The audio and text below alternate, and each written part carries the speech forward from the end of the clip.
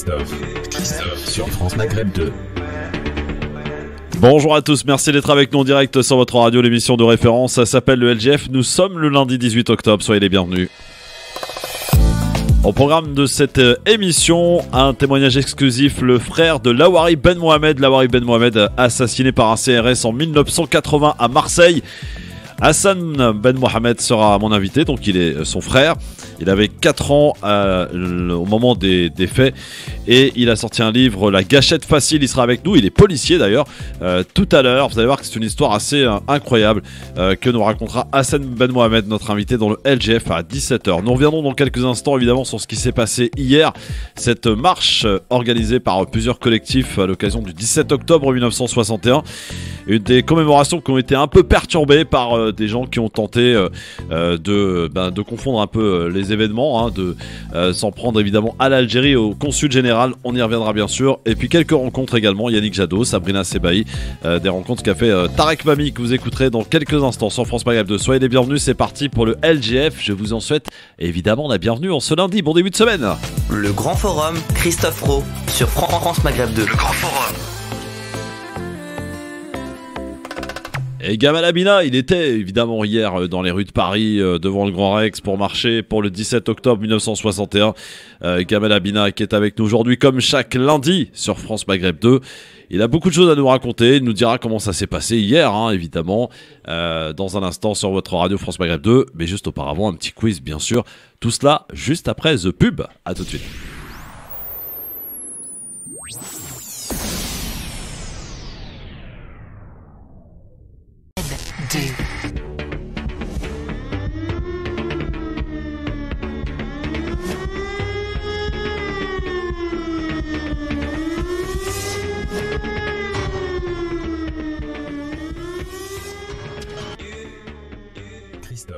Christophe sur France Maghreb 2. Le LGF sur France Maghreb 2, merci d'être avec nous en direct dans un instant évidemment. Le quiz, si d'ailleurs un auditeur auditrice souhaite affronter Gamal Abina, que je salue, bonjour mon Gamal.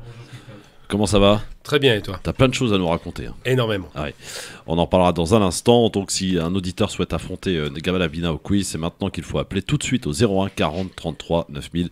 Si vous vous en sentez capable, 01 40 33 90 00. N'hésitez pas. On parlera effectivement de ce qui s'est passé hier dans les rues de Paris. C'était à l'appel de plusieurs collectifs. Donc le 17 octobre 1961. On parlera aussi de ce qu'a fait le président Macron. C'était lui samedi, le 16 octobre, au pont de Beson, où il a déposé une gerbe. Une minute de silence, mais pas de discours, un communiqué que beaucoup ont très peu apprécié, puisqu'il n'y a pas été franchement... pas assez en tout cas pour certains. On en reparlera bien entendu de tout cela. Et puis à 17h, je vous rappelle, nous recevrons Hassan Ben Mohamed, qui est le frère de Lawari Ben Mohamed, qui a été assassiné à Marseille en 1980, donc ça fait 41 ans aujourd'hui. Son frère avait alors 4 ans. Il est aujourd'hui policier et auteur du livre La Gâchette Facile. Il sera avec nous, rejoint aussi par Faiza Ben Mohamed. Et comme son nom l'indique, bien sûr, un lien de parenté avec les individus, puisque Lawari Ben Mohamed était son oncle à Faiza. Voilà, elle sera avec nous tout à l'heure. Bon, et bien c'est parti pour le quiz. On va voir si notre ami Gamal Abina va s'en sortir. C'est parti, on y va. Bonne chance. Le quiz. Alors, voici ma première question. Qu'est-ce qui a ouvert ses portes à Madrid en 1919 ? Wow. À Madrid, c'est peut-être l'Alhambra ? Indice. Ah non, Madrid, tu m'as dit. Indice, c'est plutôt sous terre que ça se passe. Métro. Le métro Ok. de Madrid est une bonne réponse. En plus, l'Alhambra à Madrid, c'est honteux de ma part. Qu'a découvert un chauffeur de bus hier matin dans les Yvelines aux alentours de 7h du matin. Je sais pas, de l'argent, j'en ai aucune idée. Non. Un chien mort ? Non, c'est un être vivant. Un être vivant ? Ouais. Un enfant ? Un enfant de 3 ans, Wow. effectivement, Ah bah dis donc. qui errait dans les rues, tout seul en pyjama. Ah bah dis donc.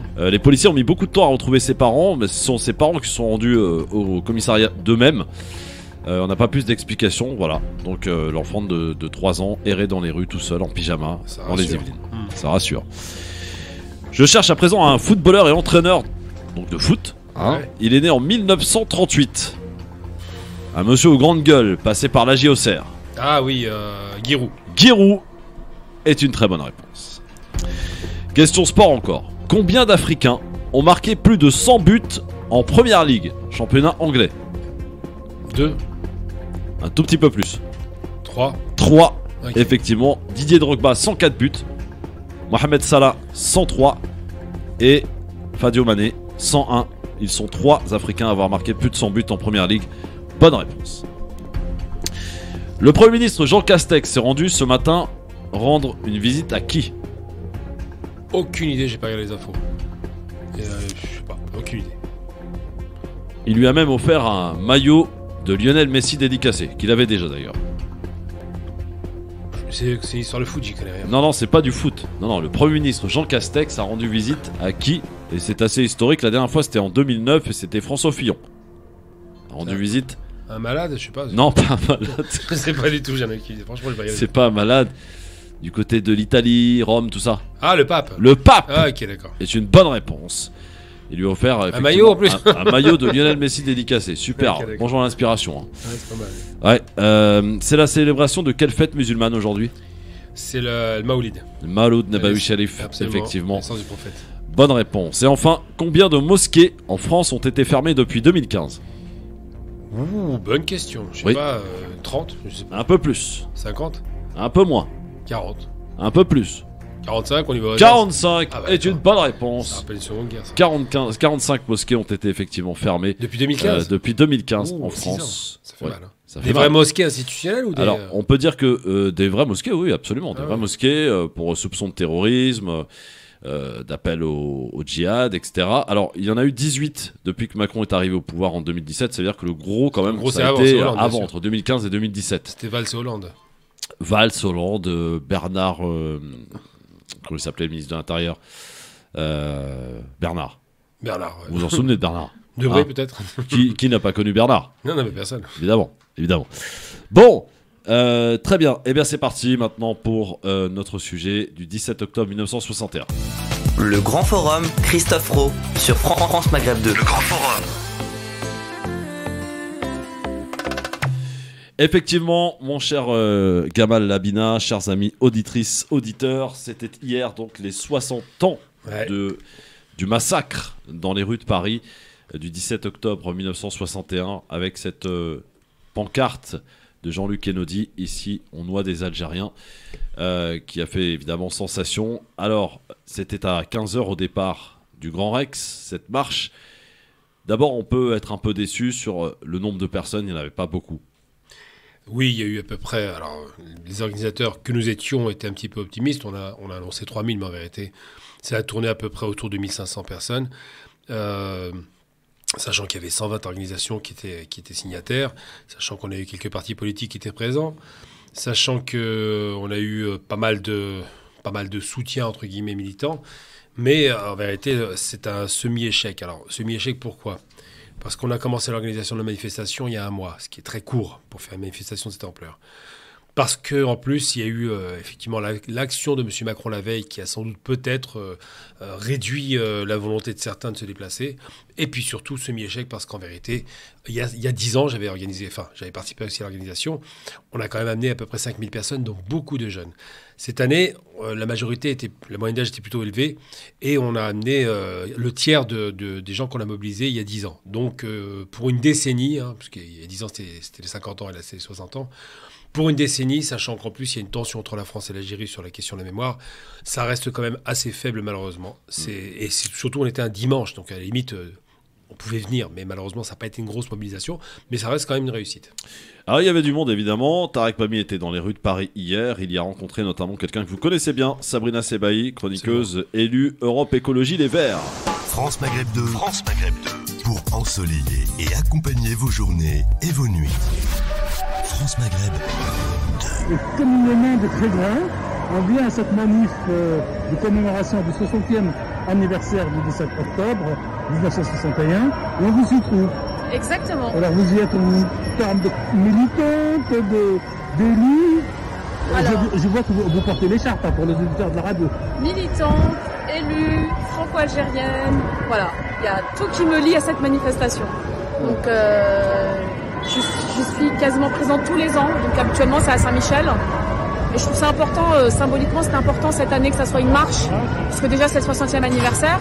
Et puis vu le contexte politique entre l'Algérie et la France en ce moment, je trouve que c'était vraiment important de marquer ce coup de cette commémoration. Et donc de continuer à se battre pour déclassifier les archives de cette guerre et surtout nommer les choses, c'est important, et donc reconnaître ce crime d'État. Archives, on a l'habitude de travailler en plein air. Alors, archives, nommer les choses, le président Macron a écrit hier à défaut de parler. Est-ce qu'il a bien écrit? Est-ce qu'il a à moitié écrit? Est-ce qu'il n'a pas bien écrit? Que pense la militante et l'élu? En fait, je trouve qu'il a vraiment raté le coche, puisque il parle de crime inexcusable. Un crime, c'est toujours inexcusable. Il faut dire les choses, il faut nommer les choses. Et là, il s'agit d'un crime d'État qui a été organisé par l'État. Donc parler de crime inexcusable, pour moi, c'est vraiment, c'est pas du tout à la hauteur de ce que déjà revendiquent les personnes qui sont présentes aujourd'hui. Et ce n'est pas une reconnaissance en tant que telle finalement de ce qu'a fait l'État en 1961 lors de ce massacre finalement du 17 octobre. Alors pour ceux qui ne connaissent pas l'histoire, le président Macron a raconté un peu d'histoire et il leur a dit, ça y est, on a trouvé le coupable, on a fait l'enquête, c'est M. Papon.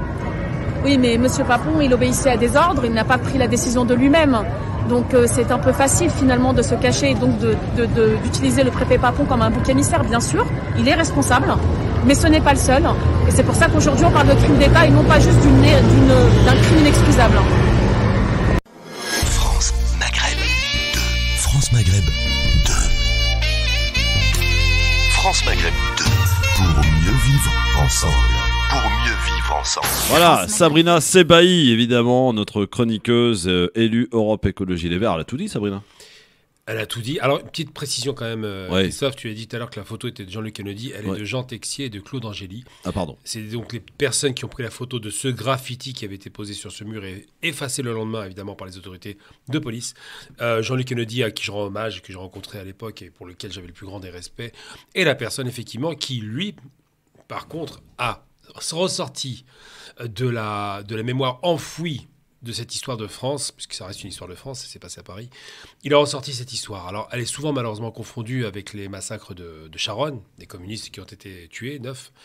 Et ça a occulté très longtemps cette affaire. Ça a ressurgi qu'à la fin des années 80. Et Jean-Luc Kennedy, qui était quelqu'un d'extraordinaire, qui a fait un travail vraiment avec une certaine c'est une vraie générosité de la personne parce qu'il s'est exposé, il a eu droit à des procès par l'extrême droite, il a eu beaucoup de problèmes, mais il a tenu le cap jusqu'au bout et finalement il a réussi à mobiliser autour de lui des figures très importantes de l'antiracisme comme par exemple Mouloud Aounid qui lui aussi nous a quittés malheureusement. Ouais. Et donc Jean-Luc Kennedy faisait ce travail-là, il faisait spontanément, on en discutait, le tour des écoles, des établissements dans le 93 pour expliquer aux enfants ce qui s'est passé ce jour-là. C'était une histoire qui était cachée, qui était honteuse évidemment, c'est une histoire de crime, un crime d'État. On a du mal à accepter. Ce crime d'État ne s'est pas fait tout seul. C'est pas Papon, l'ancien tortionnaire de Vichy, qui était aux commandes tout seul. C'est pas vrai. Il y a un ministre au-dessus de lui, il y a un Premier ministre et surtout, à la tête de l'État, il y a un président qui, et je vais vous donner une phrase très très violente qui avait été donnée par M. De Gaulle. De Gaulle a laissé faire. Il n'était pas forcément à la manœuvre directement, même si les négociations avec le FLN avaient été rompues 6 mois auparavant. Mais De Gaulle a dit une chose qui est une phrase qui en dit long. Il a dit, par rapport à cet événement dont il connaissait très bien la portée et la hauteur du massacre, puisque les chiffres qui avaient été annoncés par la police officieusement, c'était 147 morts, officiellement 3 morts. Il a dit « le sang sèche vite ». Sous-entendu, l'histoire passera, on n'en aura plus de traces. Et ça signifie qu'effectivement, l'institution France, à ce moment-là, est impliquée, pleinement impliquée, et que si M. Macron, et je lui rends hommage, je ne vais pas être aussi dur que tout le monde, je On en rends parlera hommage tout à l'heure, Gamin. à ce qu'il a fait. Si M. Macron ne peut pas aller au-delà de ce qu'il fait aujourd'hui, c'est parce que précisément, ça risque de ternir l'image d'un homme, le général de Gaulle, qui a autour de lui une auréole de quasiment le héros de la France, quoi. Donc c'est vrai que c'est difficile de dire à ce moment-là. C'est encore deux poids, deux mesures, encore une fois. Mais bon, on en reparlera tout à l'heure, évidemment, de ce geste du président Macron, qui, oui, certes, est le premier président à se déplacer, à participer à une commémoration du 17 octobre. Ça, c'est vrai, il faut lui admettre. Mais après, parfois, il faut peut-être ne rien faire que de faire des choses à moitié. C'est ce qu'on lui reproche, en tout cas, pas moi. En même temps, c'est ce qu'il dit en même temps. Oui, c'est ce qu'il dit en même temps. Le communiqué, pas de prise de parole. Faire ça le 16 octobre aussi, ça a interpellé aussi les gens. C'est vrai. Voilà, en 16 octobre, en plus, c'était une date importante. C'était le premier anniversaire tragique de la décapitation du prof de Samuel Paty.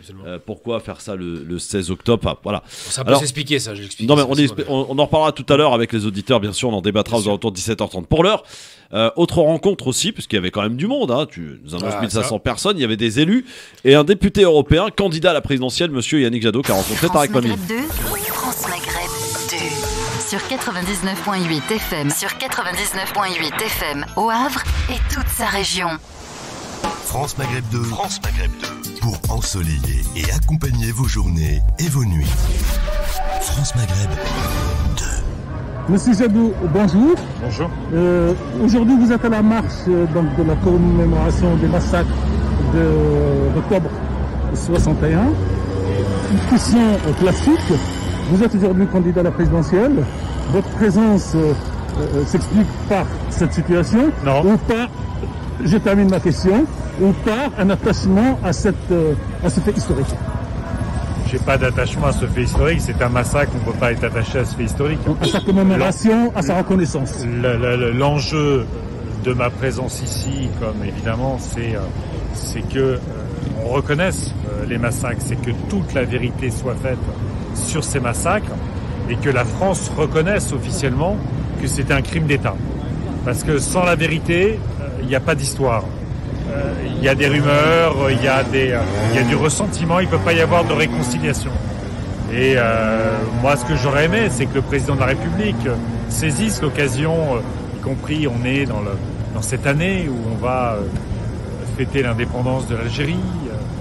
J'aurais aimé que le président de la République reconnaisse que la France a... On y vient. Ouais. Le président a déposé une gerbe de fleurs, n'a pas parlé, mais a écrit. Il a écrit qu'il s'agit de crimes inexcusables et a chargé M. Parton. Pour vous, il a à moitié écrit, rien écrit. C'est quoi ce texte? Si vous voulez, le président de la République qui a fait ces derniers mois des tentatives pour essayer justement de renouer les liens avec l'Algérie, d'essayer d'apaiser l'histoire, là c'est clairement une occasion ratée. Ce qui s'est passé le 17 octobre 61, ce ne sont pas des crimes inexcusables de Maurice Papon. C'est un crime d'État. Ça s'appelle un crime d'État, ça doit être reconnu comme tel.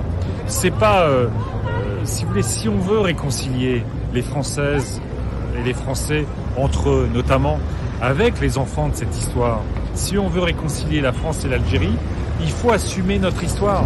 Parce que si on n'assume pas notre histoire, on ne peut pas passer à l'étape suivante de construire un avenir totalement partagé. On est sur la route de la manifestation. Dernière question. Ouais. Le président Macron, candidat Macron, parle de crimes contre l'humanité quand il s'agit de colonisation. Devenu président de la République, 5 ans après, il parle d'inexcusable. C'est un recul en arrière, c'est un stop. Comment vous analysez ça politiquement? Il avait raison quand il parlait de crimes contre l'humanité sur la colonisation. Il avait raison de mettre en place la commission Stora avec un certain nombre d'initiatives, que ce soit sur les essais nucléaires, sur l'histoire, sur le 17 octobre 61, sur le fait de ramener la jeunesse dans cette discussion-là. Malheureusement, là, pour le 17 octobre 61, il s'est trompé. Il s'est trompé et on a parfois l'impression qu'aujourd'hui, vu que le discours d'Éric Zemmour se construit uniquement sur la guerre d'Algérie, c'est ça son fonds de commerce, on a l'impression qu'il n'ose plus aujourd'hui assumer notre histoire pour construire notre avenir. En tout cas, merci pour cette intervention. Merci. Et à bientôt dans les studios ailleurs pour d'autres, beaucoup plus longues, beaucoup plus profondes. Ça marche. France Maghreb 2. France Maghreb 2. France Maghreb 2. Pour mieux vivre ensemble. Pour mieux vivre. Député européen, candidat à la présidentielle, Yannick Jadot rencontré par Tarek Mami. On écoutera tout à l'heure une dernière rencontre, celle de Nadera, très en colère, parce qu'a priori, la marche a été bloquée par la police. À son arrivée presque. Oui, il y a une explication aussi là.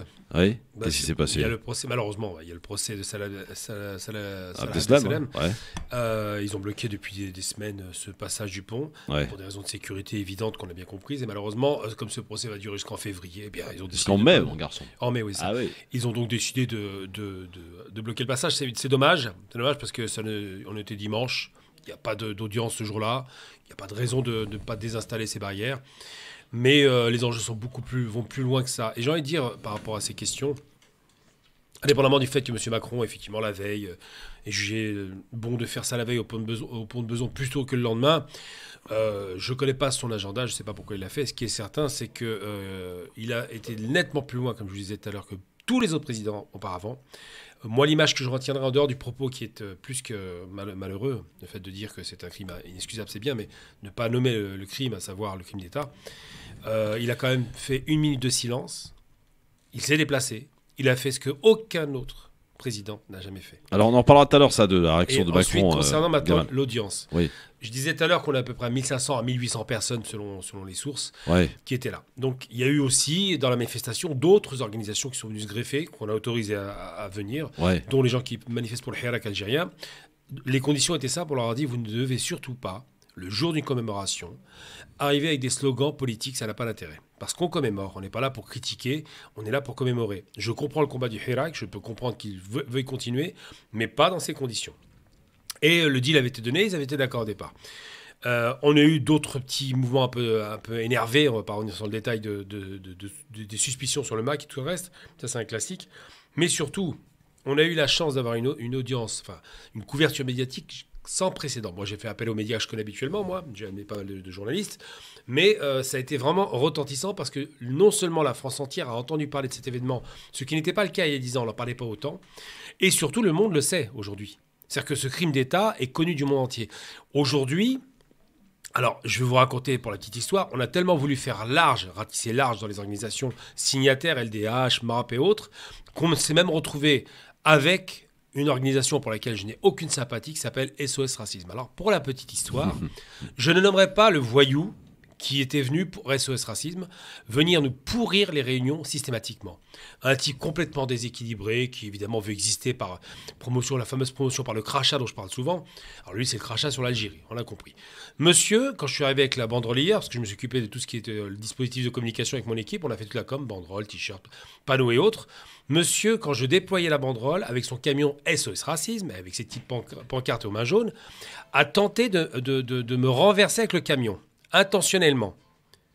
Donc je ne donnerai pas son nom pour ne pas lui donner du corps, mais ça en dit long sur la frustration qu'a eu hier SOS Racisme, qui n'était pas autorisé à prendre la parole pendant l'événement. Ils étaient autorisés à nous rejoindre et grandir nos troupes, ça n'a pas été énorme.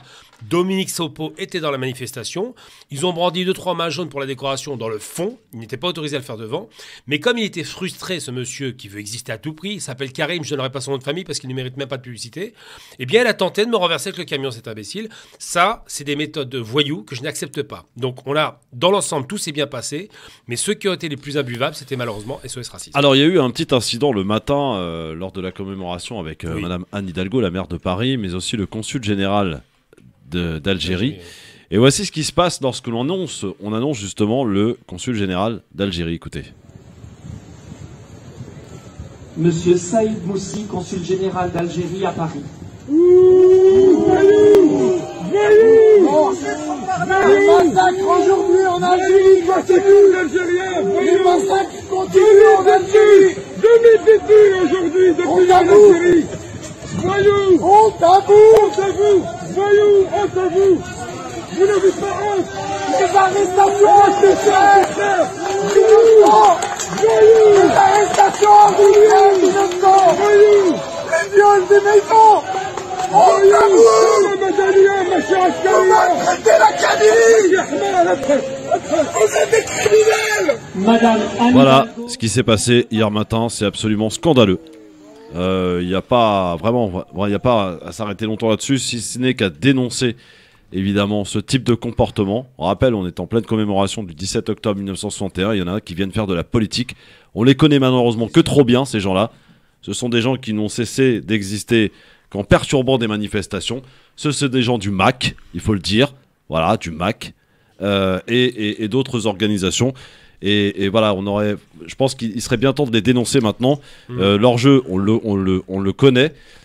Il faut maintenant les dénoncer et les mettre hors d'état de nuire, ces gens-là, parce qu'ils viennent perturber des manifestations comme la célébration du 17 octobre 1961. C'est irrespectueux envers tous ceux qui sont morts, envers peut-être d'ailleurs leurs parents ou leurs grands-parents qui ont subi la répression.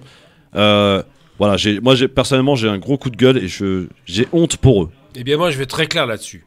C'est pas la première fois qu'ils nous font ce coup de crasse. Et je parle bien d'un coup de crasse. J'étais un des premiers à manifester à la République contre le 5e mandat. L'objectif, c'est contre le 5e mandat, contre ce système qui était inique. C'était il y a 3 ans maintenant. Je prends donc de leçons de personne en matière d'opposition politique à un système inique. En revanche, nos aïeuls qui se sont battus, pour libérer l'Algérie, qui ont donné leur sang, leur vie, dont une jeune femme qui avait, si je ne me trompe pas, 14 ou 15 ans, Fatima Bédar, la plus jeune victime. Ces gens-là méritent non seulement notre respect, mais effectivement méritent que nous soyons dignes le jour d'une commémoration. Et les voyous, puisqu'il parle le terme voyou, cette racaille, voyous, qui ont insulté un représentant de l'État algérien, qui est là pour commémorer, il n'est pas là pour faire la publicité de l'État, il est là pour déposer une gerbe au nom de l'État.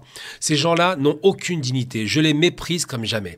Alors après, ils parlent de criminels, ils nous sortent tout un tas de mots fantaisistes, comme si actuellement l'Algérie était à feu et à sang. Il y a eu des incendies en Algérie, pas en Kabylie, en Algérie. Dans ma région Gigel, il y a eu des incendies à Skikda. Il y en a eu sur toute la côte, comme dans toute la Méditerranée, parce que les températures sont infernales cet été. Il y a eu une sécheresse qui a frappé toute l'Afrique du Nord, le Maghreb, compris Tunisie et Maroc. Donc quand on veut faire croire que l'État a voulu volontairement brûler nos terres algériennes au motif que soi-disant ces voyous qui ont insulté ce consul veulent se venger, qu'ils aient du courage, qu'ils aillent planter des arbres dans la région plutôt que d'ouvrir leur grande bouche à Paris en insultant le jour des commémorations un dignitaire algérien qui est le représentant de l'Algérie officiel, qu'il le veuille ou non. Tout est dit. Boukelfa est avec nous depuis Nanterre. Bonjour Boukelfa. Oui, bonjour Christophe, c'est à toi que je m'adresse directement. Qu'est-ce que j'ai fait encore? T'as fait une bêtise. Ah, ça peut arriver, hein, Boukelfa. Pourtant, t'aimes bien, hein. La dernière fois, t'avais traité un émigré de mangeur de patates et allé frimer en Algérie. Ça, j'ai jamais vu ça. Je te jure que je mange mieux que le Walid d'Alger. Non. Et un peu mieux que toi. Et tu n'as pas le droit de dire ça. Boukelfa, je vais recontextualiser.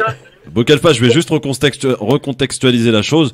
J'étais là, et tous les collègues, ils étaient là. Ouais, moi aussi j'étais là. Hein. Tu sais, je suis un peu concerné. Moi, je pas des patates, voyons. Alors, non, moi, je t'explique. J'ai 2 bagnoles, j'ai 2 maisons, j'ai 2 femmes. Certains. Comment quoi tu oses dire ça? 2 femmes. T'as l'air assez moderne, toi, hein, mon frère. Il est chanceux. T'es champion, hein. Déjà, une femme, c'est déjà compliqué. C'est 2. C'est vrai. Ah ouais. Bon, en tout cas, je recontextualise et je signe et je persiste. En tout cas, peut-être plus maintenant, mais en tout cas, il y a eu des packs. Laisse-moi m'expliquer, tu m'interpelles, frère. J'ai pas eu l'occasion de t'appeler, mais là... Oui, mais justement, tu m'interpelles, donc laisse-moi répondre, sinon ça n'a aucun intérêt. Parce que c'est facile de balancer des phrases comme ça, puis après de s'en aller, et puis laisser... je pense que non, je m'en vais il y a pas. pas de mauvaise attention. Bon, Boukelfa, je rappelle, je signe et je persiste. Il y a effectivement chez beaucoup la volonté d'aller frimer en vacances, et je parlais d'Algérie parce que on parlait d'Algérie ce jour-là, et ce monsieur qui était très insultant envers l'Algérie en parlant des criminels, etc., ça le regarde. Maintenant, ceux qui font de la politique de l'extérieur et qui viennent juste frimer au bled, on peut parler d'Algérie, du Maroc, de la Tunisie, en affichant de belles voitures, de beaux vêtements, alors que le reste de l'année, ils mangent, oui, des patates parce qu'ils font des économies pour aller au bled. Ça existe, frère, c'est comme ça, c'est une réalité, j'en connais. Voilà, ça j'en connais. Oui, mais je pense que... Et après, ce qui se passe, c'est que les gens de là-bas, ils pensent que la France c'est l'Eldorado, mon frère. Ah, la France c'est magnifique. Regarde, j'ai une belle voiture. Les bagnoles qu'il y a là-bas sont un peu mieux que les immigrés. Ça, c'est très vrai. Mais c'est plus vrai maintenant. J'aimerais dire une chose. À la décharge de Christophe, j'étais là ce jour-là, si je ne me trompe pas, c'était la suite d'une agression. Alors, on va être très clair. Quand il dit ça, évidemment, l'image est amusante, en vérité, faut pas mal le prendre. Il aurait dû dire des pâtes plutôt que des patates, parce que bon. C'est pareil. Non, mais les pâtes, c'est moins cher. Mais plus ça sérieusement. dépend, 5 kilos de pommes de terre à 0,99 centimes, j'ai payé ce week-end. Oui. Alors, excuse-moi, c'est pas cher. T'es un bon fournisseur. Ouais. Mais plus sérieusement, non. Ce qu'il veut dire par là, c'est qu'il a pas dit tous les gens, il a dit certains. Il a dit certains, bien sûr. Certains, faut préciser, frimeurs, viennent avec des voitures de location, parce qu'ils n'ont pas les moyens de se les payer. C'est ça. En vivant dans un HLM à Paris, pour se la raconter auprès des nôtres là-bas. Ça, c'est condamnable, je le comprends. C'est pas tous les Algériens. Moi, quand je vais en Algérie, je suis humble. Et il faut être humble. C'est ça. Là-dessus, on est d'accord. Ouais. Oui, mais il a dit certains, c'est le mot. Ça va, le mot, c'est certain. Tu m'as compris. T'énerve pas, Christophe. Non, je m'énerve pas, juste tu m'as compris, frère, c'est tout. Voilà. Y a pas de souci. C'est vrai que certains, et après, ils viennent faire de la politique. Alors, ceux qui ont la grande bouche, ce sont ceux qui font de la politique de l'extérieur. C'est très amusant.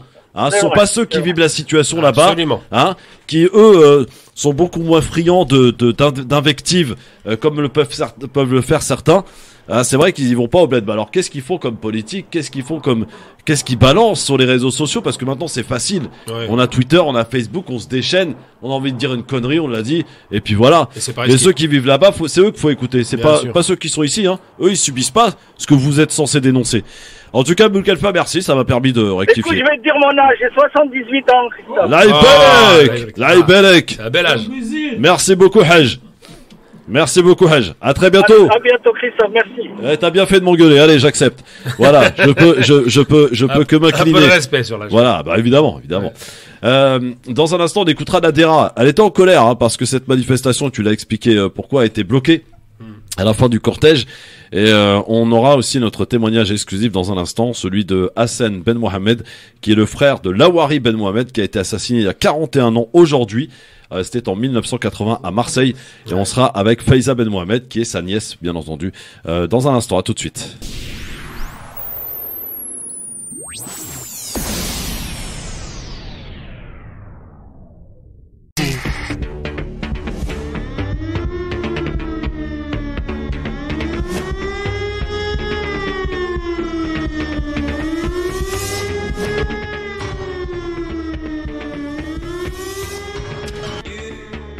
Le grand forum sur France Maghreb 2 avec dans un instant Hassan Ben Mohamed, qui est le frère de Lawari Ben Mohamed, assassiné à Marseille en 1980 par un CRS.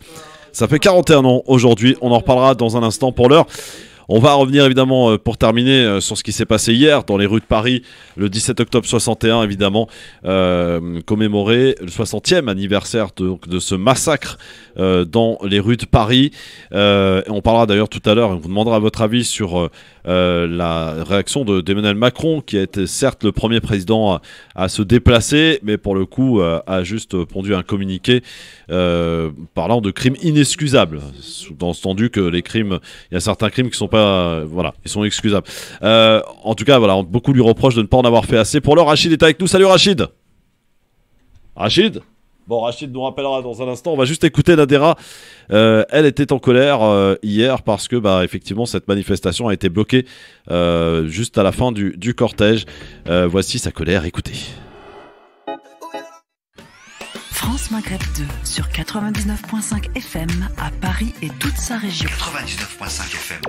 Alors on va la retrouver dans un instant, donc la colère de Nadera au 01 40 33 9000 évidemment, bien entendu. Nadera très très en colère. On a écouté donc tout à l'heure le député européen Yannick Jadot, on avait aussi Sabrina Sebaï et globalement Gamal, est-ce qu'on peut parler d'une opération quand même réussie hier dans les rues de Paris? Oui, indiscutablement. Pas en termes numériques, on n'a pas eu un monde fou, mais c'est une belle opération dans la mesure où le message est enfin passé de façon massive. De grands médias et des journaux ont couvert l'événement.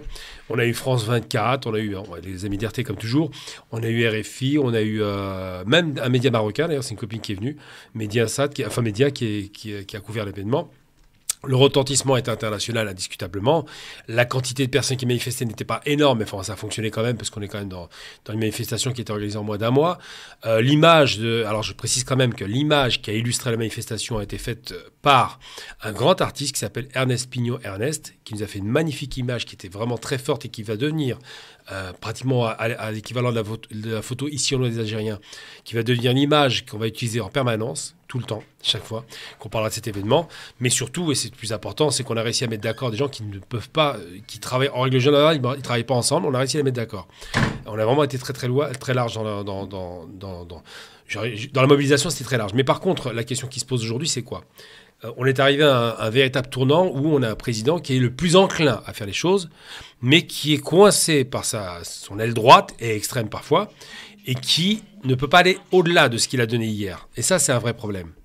On ne va pas tarder à arriver aux 60 ans de la fête de l'indépendance, le 19 mars. Et on ne sait pas comment faire pour faire en sorte que M. Macron puisse dire enfin une bonne fois pour toutes que la France regrette ses crimes coloniaux pour qu'on puisse enfin écrire cette page d'histoire et la tourner. Ça ne suffit pas d'avoir un rapport Stora, c'est pas suffisant et ça ne va pas assez loin. Il faut effectivement que la relation entre les deux États, la France et l'Algérie, puisse s'apaiser sur cette base-là. Tant qu'il y aura une négation du crime colonial, tant qu'il n'y aura pas une condamnation ferme et définitive des crimes qui ont été commis durant les 132 ans d'occupation de l'Algérie, puis du Maroc et de la Tunisie et des autres pays africains, tant qu'on n'arrivera pas à mettre un terme à cette malheureuse histoire, tant que les mots ne seront pas dits, beaucoup disent tourner la page. Une page, pour la tourner, il faut l'écrire. Tant qu'elle n'est pas écrite, on n'arrivera pas à dépasser ça. Et une fois qu'on aura dépassé ça, les relations seront apaisées. Il n'y aura pas ce ressenti violent qui existe toujours dans l'inconscient collectif. On accueille Faiza Ben Mohamed qui est avec nous et qui sera dans un instant avec nous pour l'interview de Hassan Ben Mohamed, qu'elle connaît très bien. Forcément, c'est la famille. Bonjour Faiza. Bonjour tout le monde, bonjour Christophe, bonjour Gamal. Comment ça va Faiza ? Ça va, super, alhamdoulilah. Alors t'étais à Nice, est-ce que t'as pu peut-être toi en tant que spectatrice, téléspectatrice, regarder un peu ce qui s'est passé dans Paris ? Est-ce que tu trouves que l'événement a été couvert à sa juste valeur ? Écoute, sur la couverture médiatique, j'ai été quand même étonnée qu'elle existe en fait, parce qu'il faut rappeler que chaque année, cette couverture médiatique, elle est inexistante, mise à part de la part de médias alternatifs ou de médias comme France Maghreb 2 ou d'autres médias communautaires. C'est évidemment en réaction avec le fait que pour la première fois, un président français a commémoré ce massacre, même si c'était un service minimum, faut le dire. La couverture médiatique, voilà, il faut quand même saluer le fait qu'elle ait existé. Hier, elle a existé. Après, est-ce que le discours de Macron était à la hauteur ? Est-ce que le communiqué de l'Élysée était à la hauteur ? Non, je crois pas. Ils peuvent aller plus loin. Ils doivent le faire. On peut pas prétendre toute l'année vouloir réconcilier les mémoires, vouloir faire que les Franco-Algériens se sentent bien dans ce pays qui est le leur, et leur nier ce besoin quasi vital de Allô ? On connaît ça. On a raté, besoin quasi vital. Quasi vital et après, parce qu'on a raté la fin. Oui. Je disais ce besoin quasi vital d'excuses, de reconnaissance du massacre, parce que ne nommer que le préfet Maurice Papon. Là, je sais qu'elle est en train de se battre avec ses enfants, Faiza. C'est ça, t'es en train de te battre avec tes enfants. Non, même pas. Je disais, en fait, pour moi, j'ai relevé un problème majeur dans ce communiqué, c'est le fait qu'il ne nomme que Papon. C'est-à-dire que ces crimes, ce massacre du 17 octobre, c'est Papon qui l'a fait, et en fait, c'est comme si l'État français, la République française, se lave les mains et dit ils ont été perpétrés non pas par l'État, mais par Maurice Papon. Or, on sait très très bien que le Maurice Papon, quand il fait ça, il agit au nom de l'État français. Bien sûr. Donc tous les actes qui sont les siens sont l'œuvre de l'État français, même si 60 ans plus tard, cet État n'est pas très à l'aise avec son passé. Je suis désolée, mais à un moment donné, il faut arrêter de dire c'était Maurice Papon, c'était pas la France. Maurice Papon, c'était la France. Oui. Alors justement, Gamal, puisque Faiza aborde le sujet, la réaction, ou plutôt la symbolique d'Emmanuel Macron de se déplacer, on peut dire, on rappelle, c'est une première pour un président français de se déplacer. C'était au pont de Beson, qui était d'ailleurs fermé. C'était une belle pagaille d'ailleurs aux alentours. Oui, je suis allé. Il y avait une dépose de gerbes, puis une minute de silence.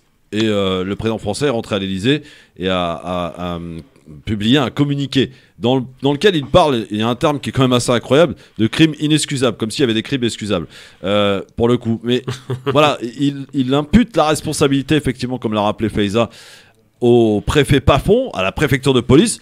Rappelons quand même, je sais qu'ils sont rares, mais rappelons quand même que le préfet de police, il reçoit des ordres. D'accord, d'ailleurs c'est souvent des fusibles. Quand il y a un problème, on éjecte toujours le premier, le préfet. On rappelle qu'à l'époque, il y avait un certain Michel Debré qui était Premier ministre. Et puis surtout que quelqu'un qu'on tente de dédouaner à tort ou à raison, mais en tout cas qu'on dédouane assez régulièrement, c'est le général de Gaulle. Pardon, il était au courant, c'était le président de la France de l'époque. Alors déjà, la France, depuis 1958, après le coup de force de Gaulle, et puis sa consécration en tant que président, depuis 58, d'abord c'est un pays ultra centralisé, tout est à Paris pour commencer, mais surtout la France depuis 58 a une hyper-présidentialité, c'est le général qui dirige tout en matière de sécurité intérieure et extérieure. C'est-à-dire quand il nomme un ministre de l'Intérieur, c'est lui derrière qui donne les ordres. Le général de Gaulle, qui est un général, donc quelqu'un qui a l'habitude de la hiérarchie, il n'y a pas de décision d'un petit caporal qui va partir tout seul dans sa... Il y a une vraie verticalité du pouvoir et un véritable exercice du pouvoir qui ne peut pas ne pas être la conséquence d'un ordre ou au moins d'un laisser-aller. On l'observe parfois dans certains généraux qui prennent des décisions, mais dans tous les cas de figure, ils savent qu'ils ont l'assentiment de la hiérarchie. Donc effectivement, lorsqu'on ne nomme pas l'État français, puisque le général de Gaulle, c'est l'État, la Constitution 58, c'est le président qui est l'État. Quand on ne le nomme pas, on l'épargne. Et le point de M. Macron, c'est qu'il fait deux choses. Il va en demi-mesure, il ne va pas jusqu'au bout de cette dénonciation parce qu'il va charger un type comme Papon, qui était déjà chargé par rapport à la Seconde Guerre mondiale, mais il ne va pas nommer Michel Debré, qui méritait quand même d'être nommé, au moins. Et puis le chef de gouvernement, les ministres, il y a tout un tas de personnes comme ça qui sont actives, il ne les nomme pas. Donc c'est vrai qu'il y a un sentiment quand même de demi-mesure. Et je le répète, M. Macron va le plus loin possible de ce qu'il a le droit de faire aujourd'hui par rapport à son aile droite. Mais, il faut rappeler ce mais, moi je suis comme tout le monde, je ne suis pas satisfait des propos, mais il ne nous a pas méprisés comme M. Hollande qui nous a jeté un communiqué en demi-teinte et qui n'a même pas daigné se déplacer alors qu'il avait promis un an auparavant avant l'élection présidentielle. Bon, il y en a qui sont beaucoup plus durs que toi parce qu'ils disent en plus faire ça le 16 octobre alors que c'était le 17 octobre. C'est pour les raisons de sécurité, je crois, simplement. De ne pas puter la responsabilité de l'État français, il s'agit bien d'un crime d'État pour le coup. Oui, c'est un crime d'État, absolument. Voilà, en fait, finalement, on est assez habitué à ce logiciel macronien, c'est du en même temps. C'est du en même temps, mais en même temps, la circonstance internationale lui est pas favorable. Les relations avec l'Algérie sont difficiles. Mais justement, c'était peut-être le moment de faire un geste, justement. Mais il a fait ce geste. Non, il a fait ce geste. Je peux dire que les autorités algériennes ne sont pas satisfaites du tout de ce geste. C'est normal, mais il a fait un truc que personne n'a fait. Il a été faire 1 minute de silence sur des crimes qu'il a commencé à demi à reconnaître. Maintenant, une chose importante. Parce qu'il faut quand même donner un contexte. On parle toujours de personnes qui sont invisibilisées. Les malheureux qui ont manifesté alors qu'ils étaient habillés comme des princes, ils avaient un ordre d'être pacifiques, c'est important de le rappeler. Ces malheureux ont été assassinés par des policiers qui ont été impunis. Ils ont vécu de leur pleine vie, toute leur existence, sans jamais être inquiétés par ce crime. Je rappelle la méthode d'assassinat parce que c'est important de le rappeler. Les gens ne le savent pas. Les policiers qui étaient très racistes à ce moment-là, je parle de certains d'entre eux, demandaient aux bicots, c'est comme ça qu'ils les appelaient, « Est-ce que tu sais nager ?» Réponse oui, on lui attachait les pieds. Réponse non, on le jetait à la Seine parce qu'on savait qu'il allait se noyer et qu'il allait mourir de façon par le choc d'une Seine qui était glaciale. Donc ça, c'est une chose qu'il faut rappeler. Ensuite et surtout, il faut rappeler quelque chose d'important, c'est que entre il y a 30 ans avec Jean-Luc, 35 ans maintenant, avec Jean-Luc Einaudi et tout un tas de personnes qui étaient sur le pont, on était une vingtaine de personnes maximum, je parle pas de moi, mais des autres. Et puis aujourd'hui, la progression est extraordinaire. On a une consécration qu'on ne pouvait pas espérer. Alors c'est vrai qu'on n'est pas jusqu'au bout de notre combat, mais on a beaucoup progressé et je pense qu'il faut tout de même se satisfaire au moins de cette reconnaissance médiatique et internationale. Bon, en tout cas, voilà ce que l'on pouvait dire. Je pense qu'on en a beaucoup dit. Enfin, bon, on a dit tout, en tout cas l'essentiel de ce qui s'est passé hier, évidemment, et l'essentiel c'est qu'au moins que le message soit entendu par la jeunesse, parce que c'est important aussi de connaître son histoire. Place à notre invité aujourd'hui, témoignage exclusif, le LGF sur France Maghreb 2, c'est maintenant. Le Grand Forum, Christophe Roux sur France Maghreb 2. Le Grand Forum. Et ma chère Faiza, évidemment, c'est un triste anniversaire pour ta famille aujourd'hui, puisqu'il y a 41 ans, ton oncle, Lawari Ben Mohamed, était assassiné à Marseille en 1980 et nous sommes avec son frère, également ton oncle, Hassan Ben Mohamed. Bonsoir monsieur et bienvenue sur France Maghreb 2. Bonsoir. Bonsoir, merci, bonsoir tout le monde. Bonsoir, alors vous êtes l'auteur du livre La gâchette facile. Vous êtes policier, monsieur Ben Mohamed. Pourquoi avoir voulu rentrer dans la police? Aucun lien avec ce qui s'est passé pour votre frère? Non, il n'y a pas de lien direct, ça s'est fait comme ça, c'est plus ou moins un concours de circonstances en fait, en sortie de service militaire. Une amie m'avait proposé de rentrer dans la police, passer le concours, sans savoir ce que j'avais traversé. Bon, tout de suite, c'était un non catégorique, et puis l'idée a fait son petit bout de chemin, et je me suis dit, tiens, si par rapport à l'histoire de mon frère, si je peux être utile à quelque chose, au moins ça aura peut-être une utilité. Et puis j'ai réfléchi, mais bon, il y avait beaucoup de contraintes à ce choix et il fallait les surmonter. Notamment, on parlait avec ma mère, mes frères, etc. Et tout le monde a vu ça d'un bon œil. Et puis voilà, j'ai lancé l'idée. Monsieur Ben Mohamed, il faut dire que lorsque c'est arrivé, vous aviez 4 ans, vous, en 1980. Vous étiez très jeune, du coup. Et la famille, on a dit, peut-être, a voulu vous épargner, ne vous a pas tout raconté de ce qui s'est passé. C'est votre métier de policier qui vous a permis d'aller un petit peu dans les archives pour voir exactement ce qui s'était passé concernant votre frère. Et finalement, si je me trompe, arrêtez-moi, votre livre a été peut-être un moment de vérité pour beaucoup d'entre vous dans cette famille concernant le sort de votre frère. Alors tout à fait, oui, il y a 3 questions. Oui, il y en a même 4 si vous voulez. Effectivement, non, le métier, il faut bien distinguer les choses. J'ai fait ce travail-là à titre personnel. J'ai jamais mis en avant ma qualité professionnelle, ni utilisé quoi que ce soit de mon milieu professionnel pour arriver à mes fins, ou en tout cas à obtenir ce que je cherchais. Et effectivement, ma famille m'a beaucoup protégé. C'est en cela, bon, je les en remercie parce que ça devait pas être évident, mais en même temps, ça crée un traumatisme sans le savoir. Et ce qui déclenche quelques années après mon besoin de vérité, parce que ne pas savoir et voir les gens extérieurs au cadre familial en connaître plus que vous, c'est encore plus douloureux. Et c'est ce qui m'a motivé à faire mes recherches. Ouais. Alors peut-être que Faiza peut témoigner, justement, elle qui est beaucoup plus jeune, votre nièce. En lisant votre livre, t'as appris des choses en lisant le livre de ton oncle? Oui, alors il y a le livre et il y a d'autres choses. En fait, si tu veux, pour t'expliquer, parce que mon oncle Hassan, il est pas beaucoup plus vieux que moi, mais il a plus vécu de choses que moi. Et en fait, on l'a vécu un peu. Nous, les petits enfants, si tu veux, quand on était petits, on savait qu'il y avait eu une histoire dans notre famille qui semblait très douloureuse, mais en fait, on savait qu'on avait un tonton qui était mort. On savait pas comment, on savait pas par qui.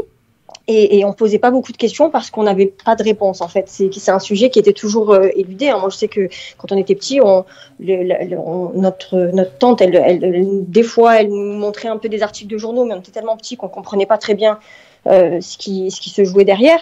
Et en fait, c'est quand on a commencé, et là, je parle vraiment pour mes cousins, cousines, on a tous vécu un peu le truc un peu pareil. C'est que quand il a publié ce livre, et puis au-delà du livre, il y a d'autres choses. Il a commencé à commémorer en 2011, je crois, la première fois où on a participé à un vrai événement avec une représentation au théâtre de la pièce Yaouledi au théâtre du Merlan. C'est là que, si tu veux, on s'est autorisé en famille à pouvoir aborder le sujet. C'est là que nous on a eu des réponses, mais aussi on a pu en parler. Et c'est quand même quelque chose d'assez libérateur parce que c'est un sujet comme ça, moi je dis, après peut-être qu'on ne vit pas de la même façon, mais je pense que il fait partie de l'histoire de l'immigration en France. Et il est porteur de ce drame, il est chargé d'histoire, il est porteur de plein d'autres choses. Et ne serait-ce que par notre rapport à la France, la question de la présence immigrée en France, la question de la présence musulmane en France même. Et c'était très important de pouvoir non seulement lire le livre. Après, franchement, je ne sais pas d'un point de vue extérieur si quelqu'un qui n'est pas concerné est aussi touché, mais la lecture de ce livre, elle a été très très douloureuse parce qu'en fait, tu te projettes. Et nous, tu vois, il nous reste ma grand-mère. C'est compliqué. Je sais qu'elle écoute en plus. C'est compliqué parce que nous, ce drame, on le vit à travers ses yeux à elle. Et c'est sa douleur qui nous est insupportable. Parce qu'au fond, nous, les petits-enfants, cet oncle, on l'a tous pas connu. Tous. On est une vingtaine. On le connaît pas. Et on connaît son histoire à travers la douleur de ma grand-mère, à travers les yeux de ma grand-mère, à travers ses larmes, à travers son émotion et tout. Et c'est ce qui nous est insupportable. Mais aussi, le travail qui a été entrepris par mon oncle, il est hyper important pour nous parce que il va nous rester... tu vois, même pour nos enfants, pour plus tard et tout. Il nous reste le livre, il reste le film qui a été fait par Joseph Marando. Il nous reste ses commémorations et on peut raconter des choses à nos enfants. Et c'est ce dont nous, on a été privés quand on était plus petits. Donc c'est vraiment en ce sens, j'en profite là à l'antenne pour le remercier, pour le travail, parce que je sais que c'était long, c'était dur, beaucoup d'émotions. C'est un sujet voilà, qui est salvateur, mais qui fait aussi souffrir. Alors quand vous entendez votre nièce, Monsieur Ben Mohamed, est-ce que finalement vous dites le devoir est accompli et on peut commencer peut-être à faire notre deuil familial tous ensemble? Complètement. Moi, l'écriture de ce livre, c'était, sans le savoir, une manière de faire mon deuil aussi. Mais effectivement, quand je l'entends parler, je me dis que ça fonctionne, que ce pourquoi je me bats maintenant depuis 10 ans, ça fonctionne, ça prend. Et l'histoire, on la réécrit pas, mais on peut l'écrire. Et c'est de cette manière-là qu'il faut prendre les choses. La mémoire, c'est un travail douloureux, ça c'est sûr. Je vous cache pas le nombre de litres de larmes qu'on a coulé parce que faut savoir que j'ai été dans les détails, j'ai fait souffrir, pas souffrir négativement, mais plutôt positivement les gens qui ont vécu cette histoire, parce que ils sont restés avec une plaie qui était pas fermée, qui saignait encore. Et ça, je m'en suis rendu compte pendant mon travail. Et le fait de les faire remonter sur scène, s'exprimer à nouveau, parce qu'ils avaient monté une pièce de théâtre en 81 justement pour crier leur douleur sur scène, des amis de mon frère qui n'avaient jamais fait de théâtre de leur vie.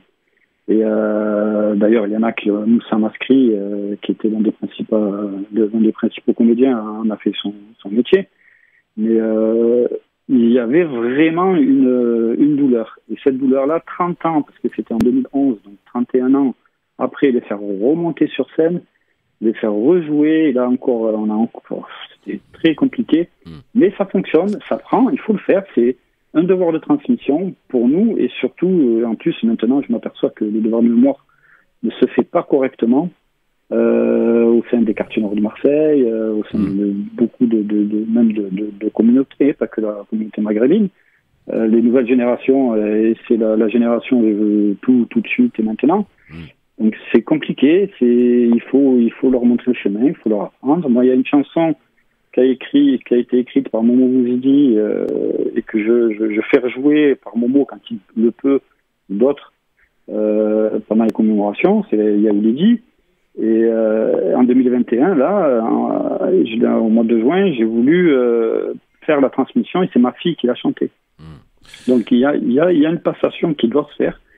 Et voilà, je travaille sur pas mal de projets, donc j'essaie de travailler autour de la transmission de la mémoire, parce qu'il ne faut pas qu'on oublie, Faisal dit, peut-être qu'il fait partie de l'histoire, mais oui, il fait partie de l'histoire, il fait partie de l'histoire de France, liée à l'immigration en France, avec toutes les problématiques qu'on connaît, jusqu'à la marche pour l'égalité, parce que ce fait-là, c'était avant la marche pour l'égalité contre le racisme, de 83. Donc ça a été l'un des événements qui a fait que les jeunes se sont mobilisés. D'ailleurs, la marche est venue à l'endroit même où mon frère a été tué.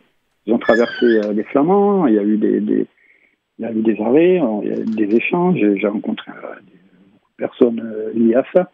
Donc oui, si on se pose la question de savoir si ça fait partie de l'histoire de France, là, je peux vous répondre que oui, il fait entièrement partie de l'histoire de France. Lui, d'autres.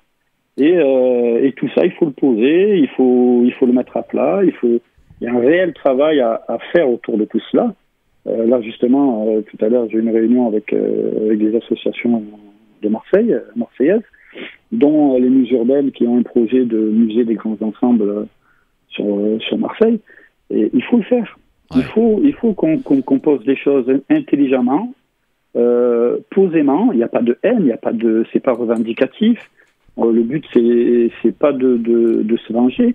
C'est pas de faire pleurer les gens. C'est de ne pas oublier, surtout. De ne pas oublier. C'est de ne pas oublier et de le faire correctement, parce que, vous savez, la nature a horreur du vide. Bien sûr. Si nous, on le fait pas, si nous, on transmet pas les choses correctement à nos enfants, quelqu'un d'autre va le faire. Alors, et ce quelqu'un d'autre, il le fera peut-être pas aussi bien que...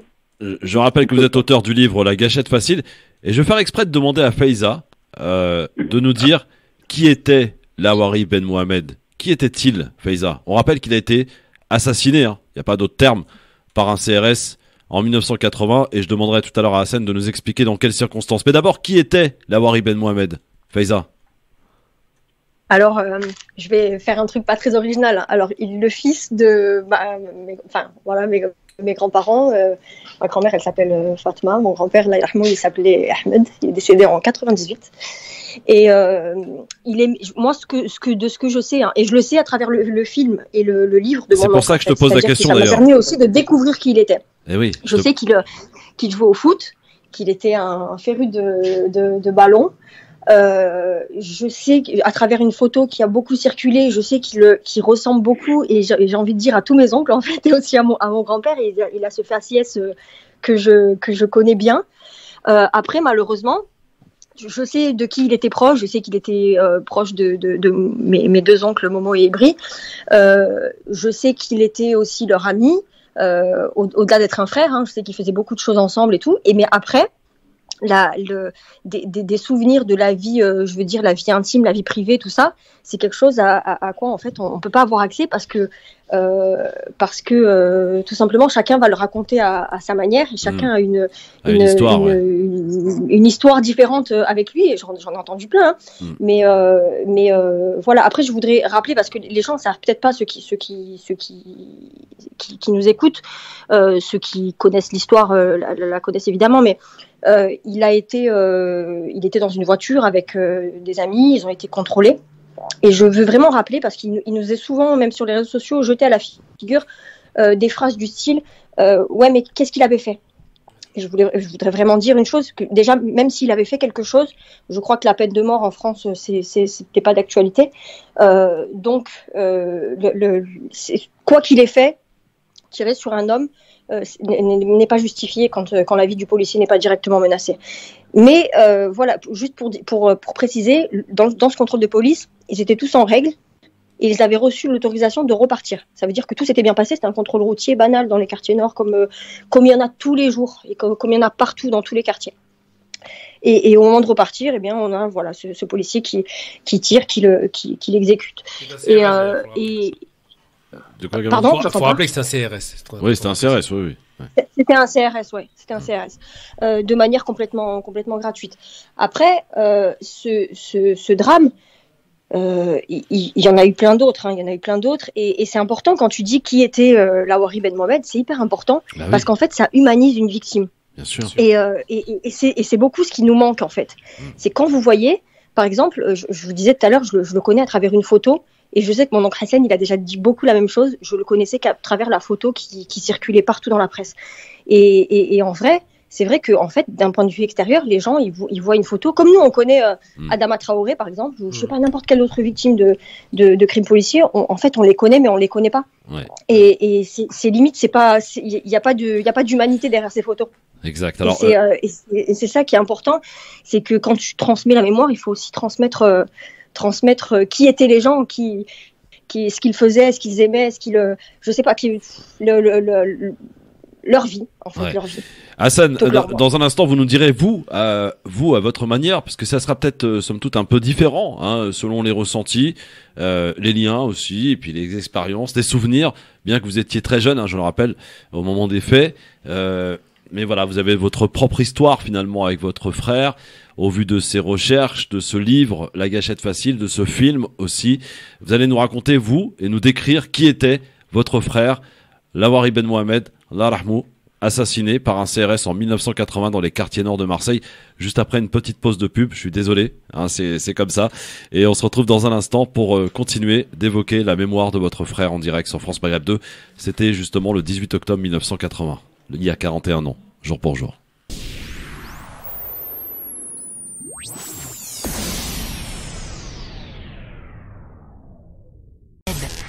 Le Grand Forum, émission de référence, on parle de tout dans cette émission parce que c'est la vie les enfants, et la vie c'est aussi un devoir de mémoire, la vie c'est aussi se souvenir de ces gens qui sont morts si injustement. C'était le 18 octobre 1980, la mort gratuite, puisque un CRS avait décidé d'ôter la vie à un homme ce jour-là. Il se trouve que cet homme, c'était Lawari Ben Mohamed, qui donc était dans une voiture avec des potes, hein, et dans les quartiers nord de Marseille. Le contrôle s'étant bien passé, c'est ce que nous a raconté Faiza Ben Mohamed, ici présente avec nous, et ensuite lui a tiré dessus. Voilà, il l'a abattu froidement. Hassan, je vous posais la question juste avant la pub, j'ai posé la même question à Faiza. Qui était pour vous vous qui étiez donc assez jeune au moment des faits, mais qui était et que représente Lawari Ben Mohamed aujourd'hui pour vous, Hassan? Moi, comme on l'a dit tout à l'heure, j'avais 4 ans, j'ai pas beaucoup de souvenirs avant les faits. Ouais. Je me souviens, par contre, clairement, quand je demandais beaucoup après lui, après le drame, et à chaque fois, j'avais tout le temps cette réponse qui revenait, il est parti jouer au foot au Maroc. Et j'ai des images comme ça dans la maison où je m'interrogeais, et puis après, j'ai grandi avec ça, donc c'est 10 mois de prison, donc 4 avec sursis, c'est la peine qu'a écopé le meurtrier. Ouais. Et j'ai grandi avec ça, donc le soir, parfois j'y repensais, et c'était un réel traumatisme, vraiment. On n'en parlait pas, surtout qu'il y avait le père de Faïza, mon frère Adou, l'a dit une fois, ils avaient mis l'histoire dans un sarcophage et moi je suis venu un peu l'ouvrir. C'est un peu ça, il y avait vraiment c'était vraiment tabou, parce que on parle pas des choses qui font mal. Quand ça fait mal, on n'a pas envie de pleurer, donc on n'en parle pas. Alors, le problème, c'est que ça fait plus de dégâts que de choses. Effectivement, à l'époque, on a parlé dans la presse, vous nous disiez d'ailleurs en antenne, que Lawari Ben Mohamed était algérien, alors que pas du tout, c'était un Marocain. Ça n'a pas beaucoup d'importance en soi, mais bon. Mais alors, il est né en Algérie. Ouais. On n'était pas très loin de la vérité. Mes parents sont nés en Algérie, donc il y a une petite vérité. Sauf qu'on est tous originaires du Rif du Maroc, parce qu'il y a eu cette période d'exode rifien en Algérie. Ouais. Alors, quelle a été la réaction de la presse à l'époque, Lawari Hassan Ben Mohamed, pardon. Est-ce qu'on en a parlé? Est-ce que on a évoqué cette affaire dans les médias? Est-ce qu'il y a eu des réactions politiques? Alors, alors oui, on en a parlé dans la presse, oui, aux informations. D'ailleurs, je peux vous dire oui, parce que c'est ce qui m'a permis de retrouver et de croiser un petit peu les témoignages pour mon livre. Donc j'ai retrouvé pas mal de presse écrite, de presse vidéo. Les grands journaux ont traité le sujet. Et réaction politique, honnêtement, j'en ai pas vu. J'ai une vidéo, par contre, où les amis de mon frère sont montés à Vaucresson en 82 à la rencontre du garde des Sceaux de l'époque, M. Badinter. Ouais. Et c'est une archive qui vaut de l'or, parce que ils sont là à l'interpeller. Il n'y avait pas que des jeunes de Marseille, je crois qu'il y avait des jeunes de Vitry et de Lyon, des Minguettes ou des Vénitieux, je sais plus. Et les amis de mon frère interpellent le garde des Sceaux sur l'histoire de mon frère. Pourquoi le CRS n'est pas condamné? Est-ce que vous trouvez ça normal qu'il fasse 3 mois de prison et qu'il soit dehors? Et la réaction du garde des Sceaux, elle est quand même assez étonnante. C'est que, alors, il renvoie tout le temps cette interrogation à oui, mais moi de l'autre côté, on me dit pourquoi les jeunes me brûlent mes voitures, etc., etc. Donc la discussion, elle est quand même assez intéressante à étudier, je pense.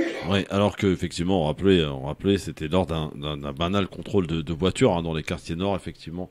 Alors justement, ce CRS en question, il a très vite été mis hors de cause, enfin, il a été arrêté, pardon. Est-ce qu'il a été jugé assez rapidement? Combien de temps ça a pris tout ça? Il a été placé en détention. Alors, l'instruction de l'enquête a conclu à un homicide involontaire. Ouais. Donc un renvoi correctionnel. Il a été placé au Beaumet. Il a fait 3 mois de préventive. Au bout de 3 mois, il a demandé à être libéré. Il est sorti. La correctionnelle s'est dessaisie au profit des assises. Ils ont requalifié les faits avec les éléments qu'ils avaient. Ils ont requalifié un homicide volontaire. À l'époque, la juge avait dit, puisqu'il y a 2 départs de feu, un départ, je veux bien que ce soit accidentel, mais 2 non. Absolument. Donc ça a été renvoyé aux assises, et les assises ont requalifié les faits en homicide involontaire. Il a été condamné à 10 mois de prison, dont 4 avec sursis, et il tombait sous le coup de l'amnistie de François Mitterrand. On revient un peu à la politique. François Mitterrand avait amnistié toutes les peines de prison de moins de 6 mois ferme, je crois, 3 mois ferme et 6 mois de sursis. Donc il est tombé sous ce coup-là et il a été amnistié. Qu'est-ce que vous pensez de la peine quelques années après? Il n'y a pas de... Qu'est-ce que je vous dise? Et si j'en suis là, c'est c'est que cette peine m'a poussé à me mobiliser. Ouais. Tout simplement. Il n'y a pas eu de condamnation, donc nous, juste comme disait Moussa, d'ailleurs il a repris l'affiche d'un film dans lequel il a joué, c'est le sang versé ne sèche jamais, et il a raison. Une fois que ça coule, si on n'éponge pas, ben ça reste et ça restera. En tout cas, effectivement, merci d'abord de vous être confié ici à France Maghreb 2 dans cette émission, le LGF. Pour rappel que vous avez écrit un livre, vous êtes appuyé sur beaucoup d'archives, ça s'appelle La Gâchette Facile, parce que le titre est très évocateur. J'ai envie d'ajouter une chose, moi. Oui, Gamal. Très rapidement, parce que là, je comprends l'émotion de la famille, et malheureusement, on est obligé de redonner les termes du débat. C'est un CRS, donc compagnie républicaine de sécurité, c'est donc des gens qui sont chargés du maintien de l'ordre, qui a tiré, il avait 23 ans, CRS, votre frère avait 17 ans, il a tiré 2 balles dans la tête, intentionnellement, et François Mitterrand, qui est loin d'être quelqu'un que j'apprécie, je vous le cache pas, effectivement, va le blanchir. On se rend compte qu'à l'époque, en France, tuer un arabe, ça ne valait pas 1 mois de prison. Et il faut se rappeler que ce jeune homme n'était pas un délinquant, ni un voyou, ni quelqu'un qui a refusé d'obtempérer. Il a fait ce qu'on lui a demandé, mais il a quand même fini par être assassiné. Ça s'appelle de l'assassinat. Donc, les motivations de cet homme n'ont pas été interrogées. Et il faut se souvenir, et c'est là qu'il y a une ironie du sort, c'est que c'est Maître Collard, à l'époque, qui était son avocat. Ouais. Quelle ironie. Et que lui-même avait trouvé, maintenant il est au Front National, mais lui-même avait trouvé que la méthode... Je sais pas où il est, mais bon, il est perdu, quoi. Il a trouvé à l'époque... Il restait encore un peu d'humanité en lui, que la méthode était intolérable et que cette façon de laver de tout soupçon un criminel, car c'est un criminel dont on parle, il faut l'appeler pour ce qu'il est, un criminel, qui aurait dû prendre 20 ans de prison, finit par sortir au bout de 3 mois, c'est intolérable et je suis de tout cœur avec vous, sachant en plus, moi en tant qu'Algérien, que c'était la veille du 17 octobre où encore une fois des policiers avaient assassiné des gens. C'est le lendemain. Oui, c'est le lendemain. C'est le lendemain, c'est 18, excusez-moi, c'est 18. Ouais, lendemain, effectivement. Mais oui, Faiza. Pour le coup, si je peux rebondir sur ce que vient de dire Gamal, c'est très important et je veux répéter une phrase. Elle a été dite par ma grand-mère au moment du verdict. Elle a dit « La justice nous a trahis. Absolument. La France nous a trahis. On n'a pas eu de justice pendant 7 ans. On a attendu et on n'a pas eu de justice. » Et en fait, ça vous ramène à votre condition et moi, ça fait écho parce que j'ai découvert à travers les travaux de recherche de mon oncle Hassan que mon grand-père s'était livré dans une interview dans un magazine de presse alternative et il avait dénoncé justement, tu sais, en mettant en parallèle avec cette histoire les questions d'intégration, les questions d'assimilation, la question de la présence immigrée, la question de que vaut la vie d'un homme issu de l'immigration en fait aux yeux de la justice française. Et quand j'avais lu cette interview, aujourd'hui mon grand-père il est décédé, et quand je l'avais lu, déjà j'avais été un peu submergée d'émotions parce que je me suis dit les problématiques sur lesquelles nous jeunes issus de l'immigration qui sommes un petit peu engagés et tout, sur lesquelles on travaille, les notions sur lesquelles on est aujourd'hui en train de s'exprimer, eh bien dans une interview qu'il a donnée, j'étais même pas encore née peut-être, il dit des mots que j'aurais pu aujourd'hui utiliser. Absolument. Des mots qui auraient pu être les miens. Et quand ils disent la justice nous a trahis, la France nous a trahis, quand ma grand-mère elle dit ça, eh ben je pense qu'elle résume ce pourquoi aujourd'hui il faut se battre aux côtés d'autres familles qui aujourd'hui ont peut-être la possibilité d'espérer un jugement. Il y en a, on le répète, il y en a d'autres qui sont décédés pendant des contrôles de police dans des circonstances qui sont pas acceptables. C'est le combat pour la justice, pour la Wahri Ben Mohamed aujourd'hui, ce combat il est terminé parce que c'est fini, c'est jugé, j'ai envie de dire c'est mort et enterré. Mais il y en a d'autres qui peuvent aujourd'hui se battre, il y en a d'autres qui peuvent interpeller. On a aujourd'hui des outils comme les réseaux sociaux qui peuvent faire, on le sait, qui peuvent avoir des effets assez spectaculaires. C'est très très important aujourd'hui de se mobiliser, de pouvoir aider ceux qui sont confrontés, pour que justement la France ne les trahisse pas eux aussi. Alors, Hassan et Faiza, vous avez exprimé effectivement avec vos mots, avec votre manière à vous, votre douleur, mais j'ai une pensée évidemment pour une personne en particulier qui nous écoute là maintenant, c'est la maman de la Wahri Ben Mohamed qui doit nous écouter et qui, je pense, Hassan, ne sait jamais, parce que je pense qu'une maman et un papa, mais qui plus est encore plus une maman, ne se remet jamais de la perte d'un enfant. On est d'accord, Hassan ? Ah, complètement. C'est pas dans la nature des choses. Mais je le vois sur son visage à chaque fois. C'est compliqué. Mais elle est là, elle est toujours présente et je lui fais un gros bisou de la maison. Mais je sais qu'il y a ma sœur aussi qui écoute et mes frères, donc j'en profite pour saluer tout le monde. Faiza, mamie, elle est forte. Ouais, hyper important. Mamie, c'est la plus forte, c'est la plus belle, c'est la meilleure mamie. Mais en fait, tu sais, ma grand-mère, elle a pas beaucoup parlé de ça, tu vois. Et il y a une chose qui me marque à chaque fois. Tu sais, il y a un reportage qui passait souvent sur Planète Plus, sur Planète Justice. Il y a eu des reportages qui ont été faits, notamment sur 2M et tout. Et à chaque fois, les gens qui regardent ce reportage, ils me trouvent sur les réseaux sociaux et ils m'écrivent « Ta grand-mère, c'est magnifique, sa dignité magnifique, les propos qu'elle tient, elle parle avec des termes de justesse et avec une je sais pas comment dire en fait, c'est quand il s'agit d'un truc un peu trop personnel, je perds mes mots après. Bien sûr. La dignité, je pense que la dignité est le mot. En fait, je suis tellement fière de la manière dont les gens la perçoivent, tu vois, quand on me dit ta grand-mère, elle s'est tellement bien exprimée, elle est restée digne, tu vois, il y a des gens qui auraient pu réagir autrement, il y a des gens, on sait très bien, tu vois, qui sont dans la vengeance, dans l'animosité, dans le truc et tout, et je suis tellement fière quand on vient et qu'on m'écrit, punaise, on a vu ta grand-mère, comment elle s'est exprimée, et c'était il y a 40 ans, dans un pays où elle était pas née, où c'est difficile, hein, quand c'est pas ta langue d'origine, dans des trucs, tu te retrouves dans un système hyper politisé, dans un contexte hyper politique, et tu dois te battre pour des droits dans un pays que tu ne connais pas bien, et des fois je me dis, mais je suis tellement fière de porter ce nom, d'avoir son sang, voilà, et aujourd'hui elle a 85 ans, et il le disait tout à l'heure, mon oncle Hassan, il dit, elle est tout le temps là, et elle a déjà été soutenir d'autres familles qui ont été victimes il y a quelques années. Je me souviens, sur la cité Félix Piat, il y avait eu un jeune qui avait été tué par un policier aussi, elle s'était déplacée, et c'est une figure aussi dans son quartier, et je me dis, et je pense en ce sens à Fatima Wassak aussi avec son association Front des mères, et je me dis les mères dans les quartiers populaires, c'est toujours elles qui portent les luttes, ouais. Et je pense que c'est par elles que passera elles les mères, hein, je parle des mères, les grands-mères, c'est pareil, c'est par elles que passera la solution. Avec l'autorisation de la famille, il y a quelque chose que j'aimerais beaucoup faire. D'abord, c'est de la rencontrer. Et puis de passer un petit moment avec elle, avec un petit micro ou pas, selon son vouloir, mais en tout cas ne serait-ce que de la rencontrer, parce que je pense que ces mères, comme tu le disais si bien, Faiza, portent pour beaucoup le calme, la stabilité, le respect, tous ces jeunes aussi qui aident ces personnes âgées à monter les courses. Ça on ne montre pas à la télé parce que c'est pas vendeur, vous voyez, et pourtant ça existe dans les quartiers, cette fraternité.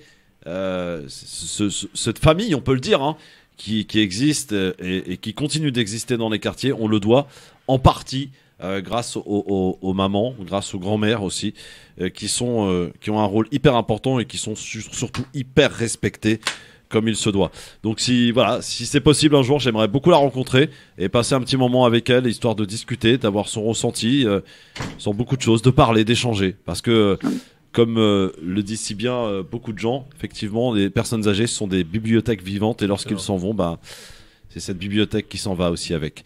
En tout cas, merci beaucoup Hassan Ben Mohamed. Je rappelle le livre, La Gâchette Facile, évidemment à lire, qu'on peut trouver partout chez tout le bon livraire, sur Amazon aussi. Ouais, tout à fait. Ouais. Bon, alors je compte sur vous, auditrices, auditeurs. Voilà, vous avez entendu parler de cette affaire sur France Maghreb 2. Aussi, c'est important. Aussi pour vos enfants, pour qu'ils s'imprègnent de ce qui s'est passé aussi il y a 41 ans en France. On parlait du 17 octobre tout à l'heure. C'est important aussi de parler de ce qui s'est passé. Et moi j'ai envie de dire un truc. Je rends hommage, parce qu'on parle de dignité à l'instant, c'est bien la dignité dont il s'agit. Je rends hommage aux dignes successeurs d'Abdelkrim Khattabi. Les Rifains nous ont montré la voie pour que la libération de l'Algérie soit possible. Et là encore, vous gardez la tête haute et c'est l'honneur du Maroc que vous êtes capable de porter. Félicitations. Merci beaucoup en tout cas Hassan Ben Mohamed. Et je salue ici, avec votre autorisation, votre maman Hassan. De même. Voilà, qu'on embrasse très fort. Et j'espère qu'on n'a pas fait trop couler beaucoup de larmes aujourd'hui. Mais on a essayé en tout cas d'être le plus sincère et surtout d'essayer de relater cette histoire. Parce qu'il y a quelque chose qui est très important, c'est qu'on ne doit jamais oublier. Absolument. Et comment ne pas oublier, c'est d'en parler, de continuer de commémorer, de rendre hommage à ce qu'il était, Lawari Ben Mohamed, parce que c'était un homme qui a été tué gratuitement ce jour-là, il y a 41 ans, et lâchement, évidemment. Faiza, tu restes avec nous encore quelques minutes ? Oui, je reste sur la fin de l'émission. Merci beaucoup Hassan, et à très vite. À très vite Hassan, merci beaucoup. Reste avec nous dans un instant. On va parler d'un truc qui s'est passé hier soir.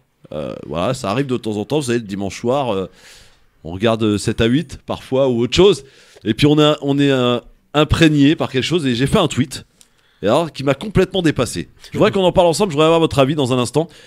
Sur mon tweet, voilà, tout simplement. Écoute, on n'est jamais mieux servi que par soi-même, donc allons-y, dans un instant, reste avec nous.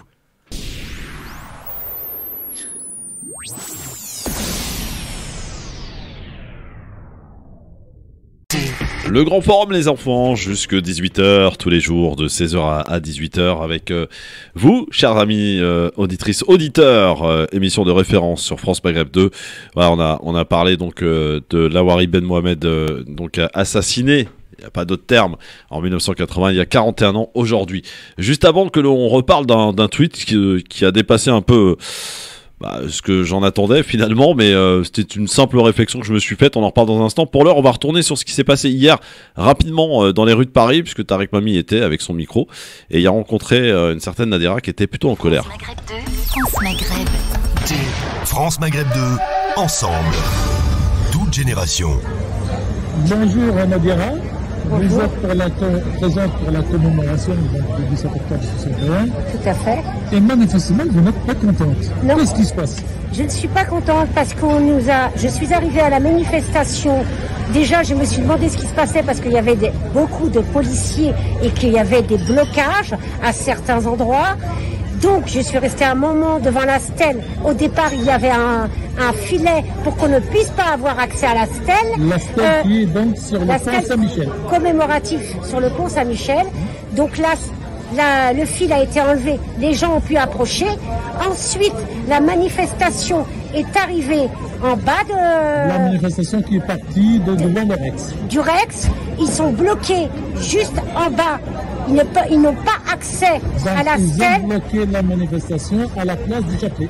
Voilà, tout à fait. Il y a beaucoup de cars de CRS qui bloquent les manifestants. On laisse passer les voitures, mais pas les manifestants.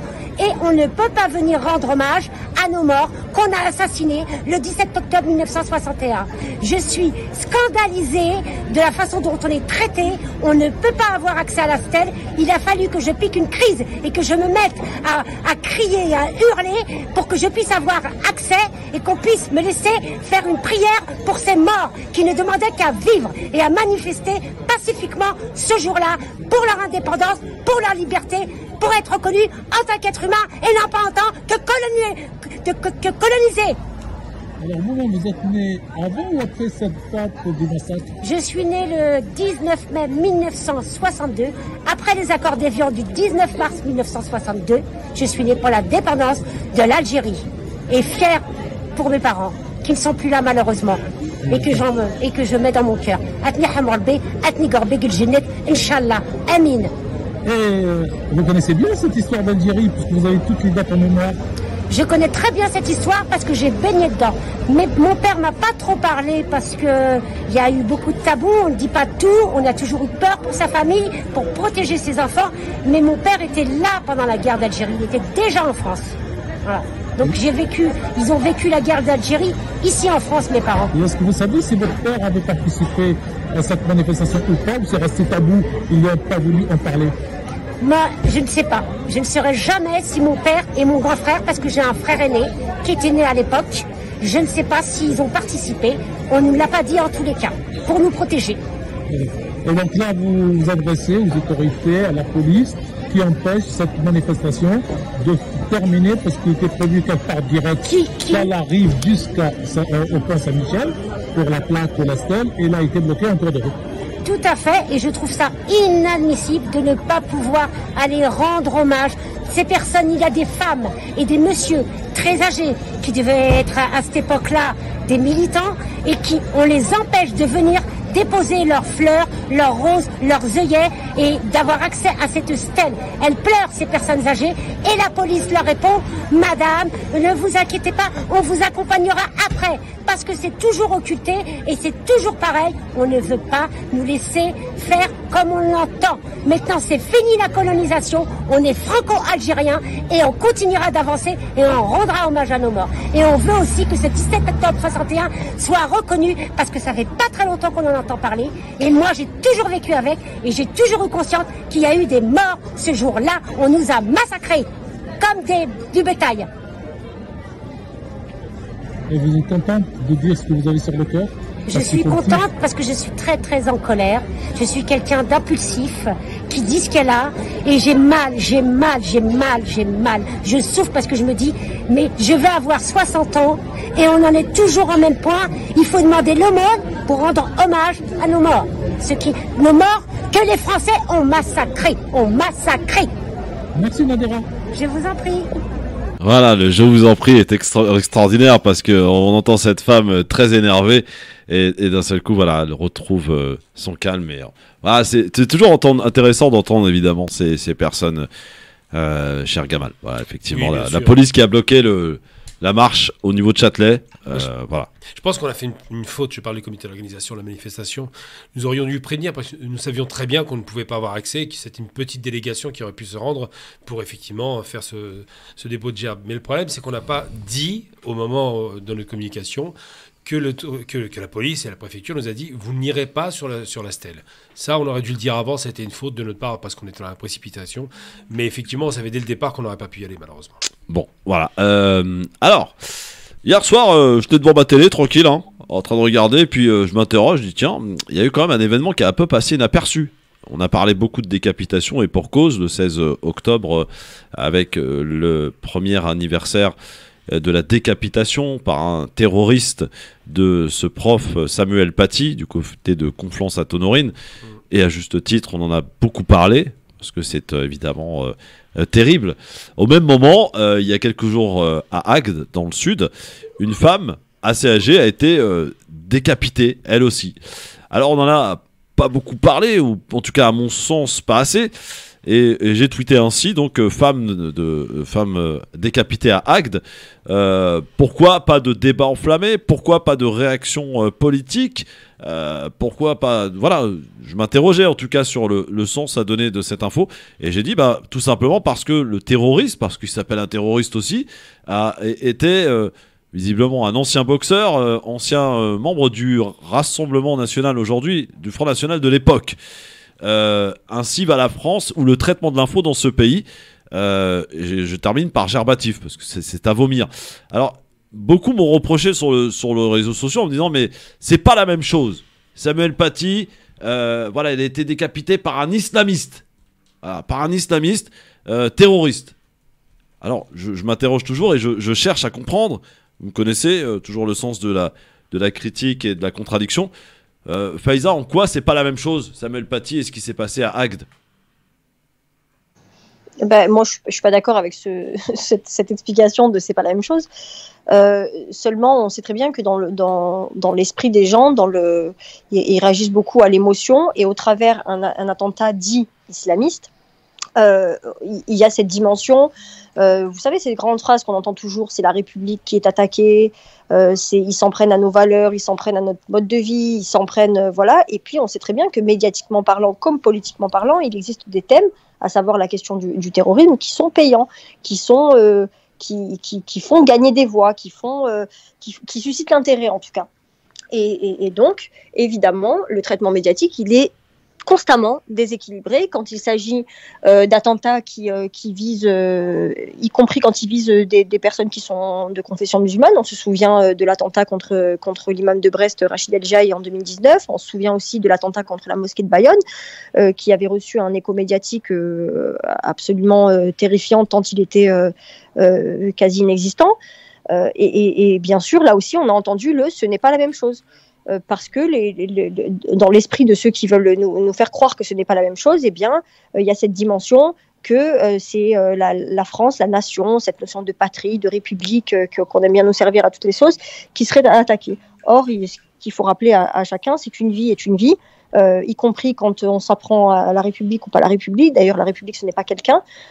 Donc, on doit avoir, nous en tout cas qui sommes concernés qui nous sentons concernés par le discours contraire, eh bien on doit être nos propres médias, j'ai envie de dire, parce que c'est vrai que ce que tu soulèves, c'est effarant en fait. Le traitement médiatique, il a été risible là sur cette. Mais je voulais comprendre, moi, quand on me dit c'est pas la même chose, je voulais juste comprendre. Alors moi, je prends deux actes horribles, Gamal, deux actes.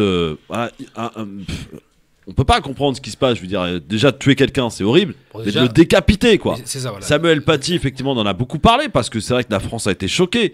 Un prof, effectivement, qui est décapité. Mais là, c'est une personne âgée. Croire qu'on en a rien à foutre de la personne âgée, c'est grave quand même. Bah, c'est plus grave parce que d'abord, il y a deux choses. Quand on dit c'est pas la même chose, c'est vrai que la motivation n'est pas la même. On ne la connaît pas. Non, mais l'acte en lui-même, c'est le même. Justement, on va y arriver. La motivation n'est pas la même. On ne connaît pas les motivations de ce monsieur d'extrême droite. Mais peu importe. Qui a été au Front National. Donc, une chose. J'ai vu sa tête, parce qu'elle a été publiée au Midi Libre. C'est un crâne rasé. Donc, déjà, 50 ans, crâne rasé. Il va décapiter, vous imaginez le niveau de barbarie, une femme de 77 ans qui, le point commun avec Samuel Paty, était enseignante. Ouais. Mais surtout, ce Jean-Michel, qui est un héros, évidemment, c'est facile d'attaquer une femme faible, vient avec des gants, bref, il est repéré assez rapidement parce qu'il y a des caméras de surveillance, explique aujourd'hui qu'il a oublié, il se rappelle plus ce qui se passe, il a des problèmes de santé apparemment. Il avait déjà eu quelques précédents, il avait frappé un enfant de 11 ans à l'époque, il y a quelques années, donc c'est pas un hasard. Maintenant, quand on dit c'est pas la même chose, c'est parce que, et j'ai entendu ça justement sous ton tweet, il a été retweeté 3900 fois, 10 000 j'aime, enfin c'est assez faramineux, et une personne a osé... Je m'attendais pas autant, c'est vrai. Justement, mais une personne a osé une chose, et là j'ai répondu immédiatement, elle a dit oui, mais il n'y a pas de motivation religieuse. J'ai donc répondu à ce monsieur... Très bien, on est heureux d'entendre qu'en France, on peut décapiter quelqu'un s'il n'y a pas de motivation religieuse, c'est moins grave. Ouais, donc la question qui se pose, c'est de savoir, est-ce qu'on doit juger l'acte terroriste de ce Tchétchène qui a tué une personne de façon barbare, ou est-ce qu'on doit disqualifier ou dire que c'est moins grave qu'un acte barbare commis de la même façon par un homme lâche qui va tuer une petite vieille, serait pas pareil. Bah pour moi, la mort, c'est une chose. Quelle que soit la motivation qu'il y a derrière, de toute façon, c'est un acte barbare qui est condamnable et il faut ne pas le perdre de vue. Cet homme mérite la prison à vie, c'est tout. Ouais. Mais en tout cas, voilà, c'est intéressant. C'est vrai que ce genre de remarque, c'est pas un motif religieux. Donc ça veut dire que ça excuse un peu le reste. C'est ça qui est très gênant. Mais la réaction médiatique, Faiza, même si elle n'est pas étonnante, elle est toujours difficilement comprenable, cette dernière, parce que à juste titre, encore une fois, on en a fait beaucoup sur Samuel Paty. On a fait des éditions spéciales. Et ce qui est normal, hein. Il y a eu des réactions politiques. Il y a eu vraiment des éditions, voilà, toute la journée. On en a parlé. Et c'est normal. Mais cette petite vieille, Meskina, on n'en a pas parlé. C'est horrible. C'est horrible. Parce que, moi, je pense à la famille. Je veux dire, on décapite ta grand-mère. Qui sait comment elle s'appelle d'ailleurs? Personne ne sait comment elle s'appelle. Personne. Personne. Ce qui est quand même très étrange. Si elle s'appelait Khadija, ce serait peut-être pas la même chose.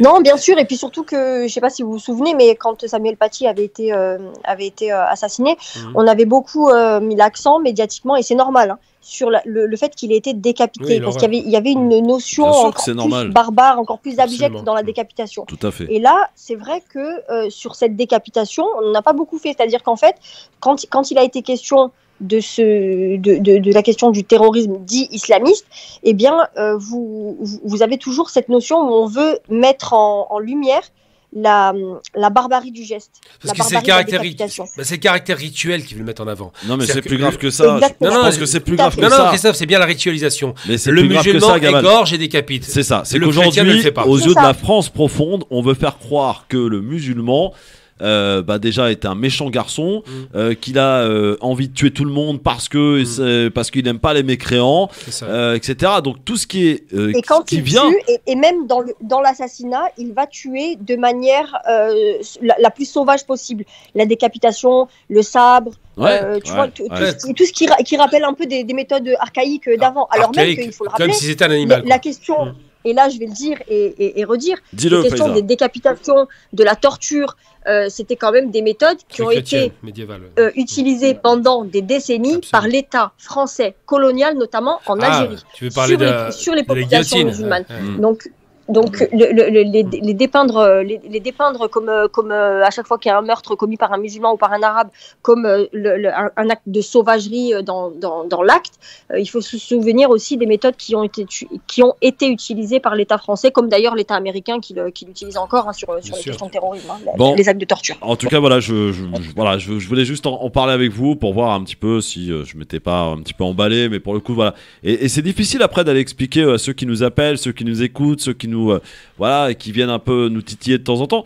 Alors, quand ils nous disent ouais, 2 poids 2 mesures à tour d'arigot et à toutes les sauces, mais là pour le coup, ça va être difficile de pouvoir leur dire qu'ils ont tort alors qu'ils ont raison pour le coup. 2 poids 2 mesures, le traitement de l'information, etc. Absolument. Je voulais juste terminer. On a appris la mort de Colin Powell. Bon voilà. Non. Si. Bon bah je vais pas le regretter. Lui.